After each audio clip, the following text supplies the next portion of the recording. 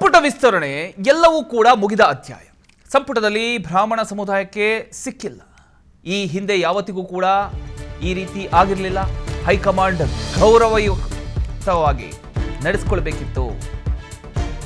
ಮಾಜಿ ಸಚಿವ ದಿನೇಶ್ ಗುಂಡೂರಾವ್ ಅವರು ಈ ಒಂದು ಹೇಳಿಕೆಯನ್ನ ಕೊಟ್ಟಿದ್ದಾರೆ.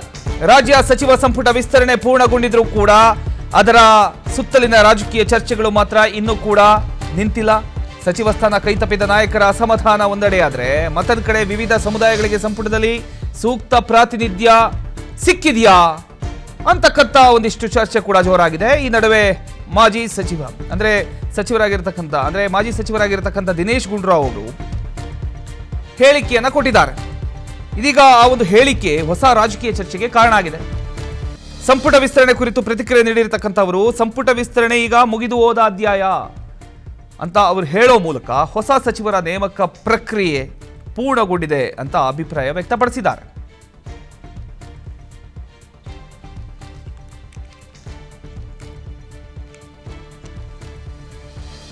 ಆಗೋದು ಬಿಡೋದು ಅದೇನು ಮುಖ್ಯ ಏನಲ್ಲ. ಅದೇನು ಆಗಲೇ ಹೇಳಿದ್ದೀನಲ್ಲ, ಅದ್ರ ಬಗ್ಗೆ ಎಲ್ಲ ಮಾತಾಡಾಗಿದೆ. ಬಟ್ ಯಾವ ಕಾರಣಕ್ಕೆ ತಪ್ಪು ಅದೆಲ್ಲ ಮತ್ತೆ ರಿಪೀಟ್ ಮಾಡೋದೇನು ಬೇಕಾಗಿಲ್ಲ. ಸುರ್ಜೇವಾಲ ಅವರು ಬಂದ್ರು, ಕೆಲವು ನಾಯಕರುಗಳನ್ನ ಮಾತ್ರ ಭೇಟಿ ಮಾಡಿ ಹೋದ್ರು, ಎಲ್ಲರೂ ಮಾಡ್ಲಿಲ್ಲ, ತಮ್ಮನಂತ ಭೇಟಿ ಮಾಡಲಿಲ್ಲ. ಹರಿಪ್ರಸಾದ್ ಅವರು ನಿನ್ನೆ ಮನೆಗೆ ಬಂದು ಭೇಟಿ ಮಾಡ್ಬಿಟ್ಟು ಹೋದ್ರು. ಸೊ ನೋಡೋಣ, ನಮ್ಗೆ ಅದರಲ್ಲೆಲ್ಲ ಏನು ಅದೇನು ದೊಡ್ಡ ವಿಷಯ ಏನಲ್ಲ ಬಿಡಿ. ನಮ್ಗೇನು ಸಮಾಧಾನ ಪಡಿಸ್ಬೇಕು ಅಂತ ನಮ್ಗೇನೇನಿಲ್ಲ.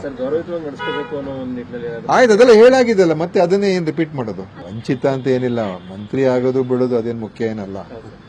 ಅದೇನು ಆಗಲೇ ಹೇಳಿದ್ದೀನಲ್ಲ, ಅದ್ರ ಬಗ್ಗೆ ಎಲ್ಲ ಮಾತಾಡಾಗಿದೆ. ಬಟ್ ಯಾವ ಕಾರಣಕ್ಕೆ ತಪ್ಪು ಅದೆಲ್ಲ ಮತ್ತೆ ರಿಪೀಟ್ ಮಾಡೋದೇನು ಬೇಕಾಗಿಲ್ಲ. ಸುರ್ಜೇವಾಲ ಅವರು ಬಂದ್ರು, ಕೆಲವು ನಾಯಕರುಗಳನ್ನ ಮಾತ್ರ ಭೇಟಿ ಮಾಡಿ ಹೋದ್ರು, ಎಲ್ಲರೂ ಮಾಡ್ಲಿಲ್ಲ, ತಮ್ಮನಂತ ಭೇಟಿ ಮಾಡಲಿಲ್ಲ. ಹರಿಪ್ರಸಾದ್ ಅವರು ನಿನ್ನೆ ಮನೆಗೆ ಬಂದು ಭೇಟಿ ಮಾಡ್ಬಿಟ್ಟು ಹೋದ್ರು. ಸೊ ನೋಡೋಣ, ನಮ್ಗೆ ಅದರಲ್ಲೆಲ್ಲ ಏನು ಅದೇನು ದೊಡ್ಡ ವಿಷಯ ಏನಲ್ಲ ಬಿಡಿ. ನಮ್ಗೇನು ಸಮಾಧಾನ ಪಡಿಸ್ಬೇಕು. ಒಟ್ನಲ್ಲಿ ಸಚಿವ ಸಂಪುಟ ವಿಸ್ತರಣೆ ಆಡಳಿತಾತ್ಮಕವಾಗಿ ಮುಗ್ದಿದ್ರೂ ಕೂಡ ಅದರ ರಾಜಕೀಯ ಪರಿಣಾಮ ಮಾತ್ರ ಇನ್ನೂ ಕೂಡ ಮುಂದುವರೆದಿದೆ. ಈಗ ದಿನೇಶ್ ಗುಂಡೂರಾವ್ ಅವರು ಮಾತನಾಡಿರ್ತಕ್ಕಂಥದ್ದನ್ನು ಕೇಳಿಸ್ಕೊಂಡ್ರಿ.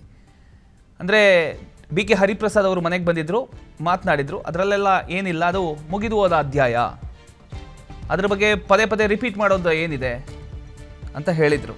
ಪ್ರಾತಿನಿಧ್ಯ ಸಮಾಧಾನ, ಸಮುದಾಯಗಳ ನಿರೀಕ್ಷೆಗಳ ಕುರಿತ ಚರ್ಚೆಗಳು ಮುಂದಿನ ದಿನಗಳಲ್ಲೂ ಕೂಡ ಎಲ್ಲೋ ಒಂದು ಕಡೆ ಕಾಂಗ್ರೆಸ್ಸಿಗೆ ಸವಾಲಾಗ್ತಕ್ಕಂಥ ಸಾಧ್ಯತೆ ಇದೆ.